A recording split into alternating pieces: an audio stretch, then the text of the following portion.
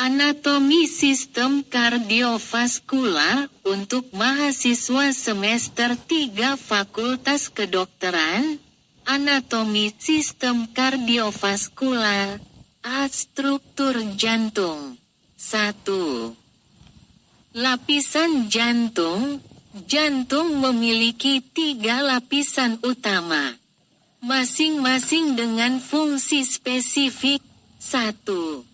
Endokardium merupakan lapisan terdalam jantung yang melapisi seluruh ruang jantung. Terdiri dari jaringan endotelial yang halus, membantu mencegah gumpalan darah di dalam jantung. Berfungsi sebagai pelindung lapisan dalam dan mendukung katup jantung.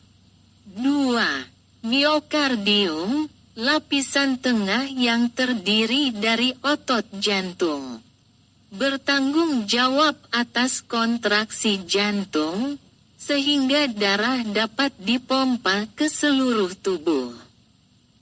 Lebih tebal di ventrikel kiri karena harus memompa darah ke seluruh tubuh melalui aorta. 3. Epikardium, lapisan luar jantung yang terdiri dari jaringan ikat dan dilapisi epitel. Juga merupakan bagian dari perikardium serosa. Berfungsi melindungi jantung dan meminimalkan gesekan dengan organ di sekitarnya selama kontraksi. 2. Ruang jantung. Jantung dibagi menjadi 4 ruang utama yang masing-masing memiliki fungsi berbeda. 1. Atrium kanan, menerima darah yang miskin oksigen dari seluruh tubuh melalui vena cava superior dan inferior. Darah ini akan diteruskan ke ventrikel kanan. 2. Atrium kiri, menerima darah yang kaya oksigen dari paru-paru melalui vena pulmonalis. Darah ini kemudian dialirkan ke ventrikel kiri. 3. Ventrikel kanan, memompa darah miskin oksigen ke paru-paru melalui arteri pulmonalis untuk pertukaran gas, mengambil oksigen dan melepaskan karbon dioksida. 4. Ventrikel kiri, memompa darah kaya oksigen ke seluruh tubuh melalui aorta. Memiliki dinding miokardium yang paling tebal karena membutuhkan tenaga lebih besar untuk mengalirkan darah ke seluruh tubuh. 3. Katup jantung. Katup jantung memastikan aliran darah satu arah dan mencegah aliran balik. Terdapat 4 jenis katup. 1. Katup trikuspid, berlokasi di antara atrium kanan dan ventrikel kanan. Memiliki 3 daun katup yang membuka dan menutup sesuai tekanan darah. 2. Katup bikuspid, mitral, terletak antara atrium kiri dan ventrikel kiri. Memiliki 2 daun katup yang menjaga aliran darah tetap satu arah. 3. Katup pulmonal, terletak di antara ventrikel kanan dan arteri pulmonalis. Membuka saat ventrikel kanan berkontraksi, sehingga darah dapat mengalir ke paru-paru. 4. Katup aorta, berlokasi antara ventrikel kiri dan aorta.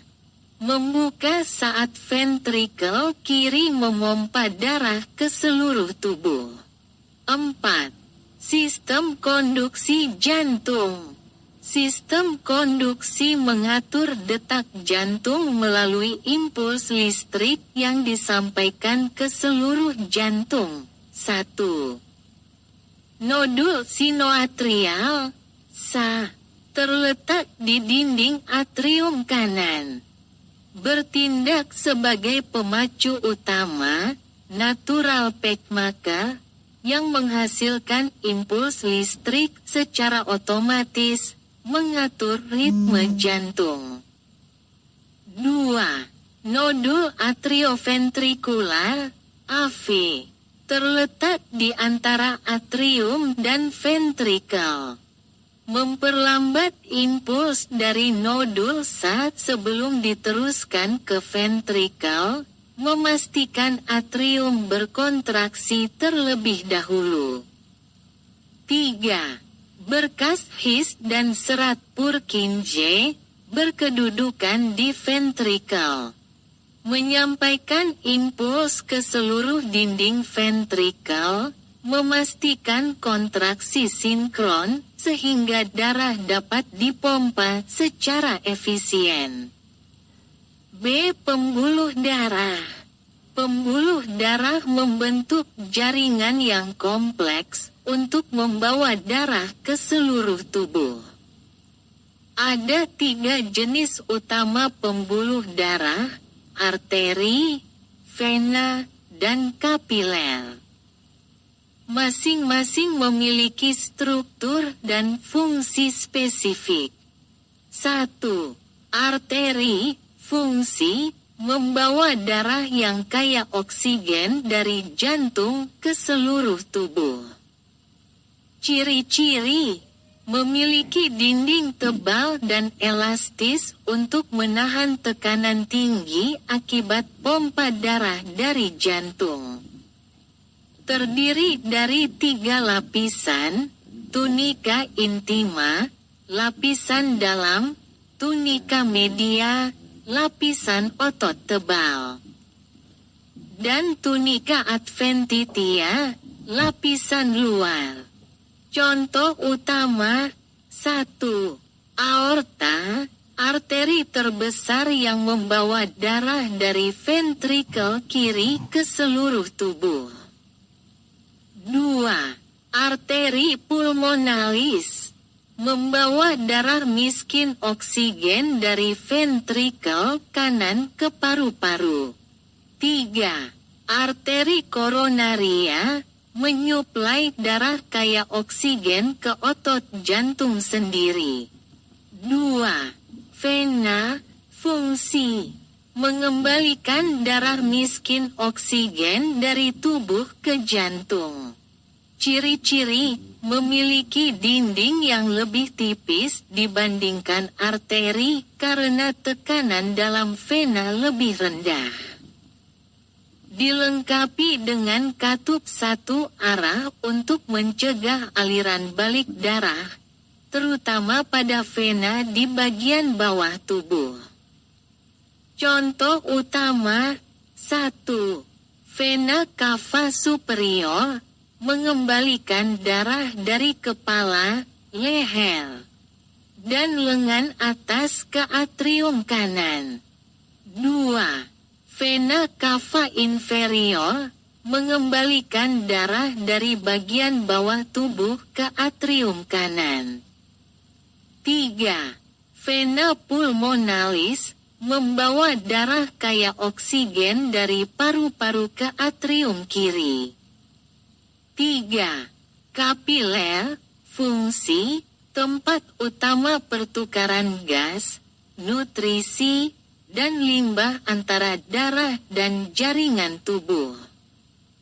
Ciri-ciri: merupakan pembuluh darah terkecil dengan dinding yang sangat tipis, 1 lapisan sel endotel. Menghubungkan arteriol, cabang kecil dari arteri, dengan venula, cabang kecil dari vena. Mengatur difusi oksigen dan karbon dioksida serta penyerapan nutrisi oleh jaringan. C. Sirkulasi darah, Sirkulasi darah dibagi menjadi dua jalur utama, yaitu sirkulasi sistemik, peredaran besar, dan sirkulasi pulmonal, peredaran kecil.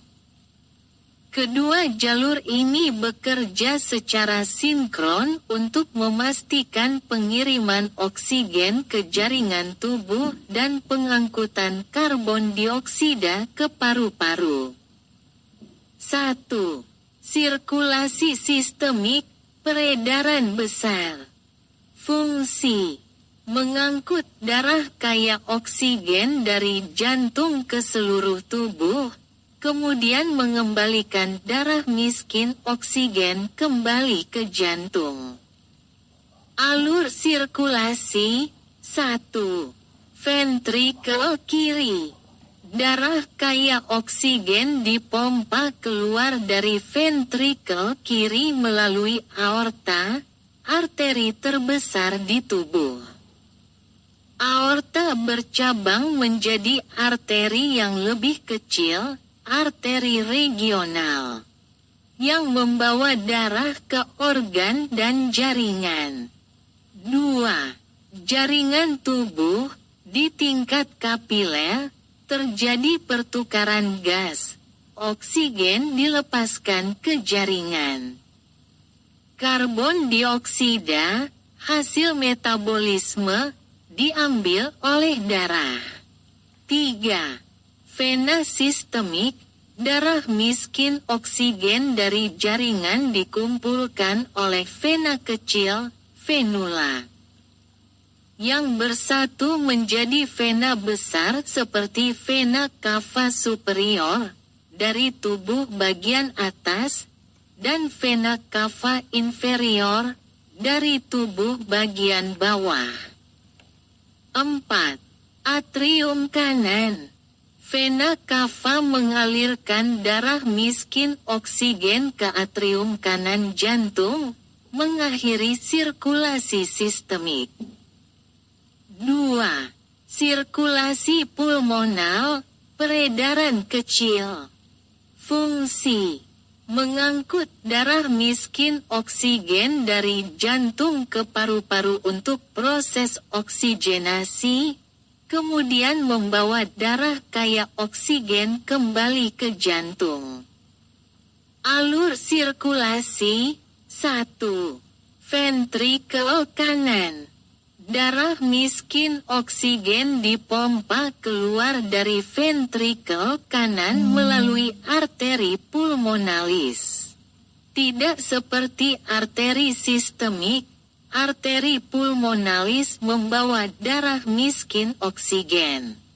2. Paru-paru. Di dalam kapiler paru-paru, terjadi pertukaran gas. Karbon dioksida dilepaskan dari darah ke alveoli untuk dikeluarkan melalui pernapasan. Oksigen masuk ke dalam darah dari udara di alveoli. 3. Vena pulmonalis. Darah kaya oksigen dari paru-paru dikumpulkan oleh vena pulmonalis. Vena pulmonalis membawa darah kaya oksigen ke atrium kiri. 4.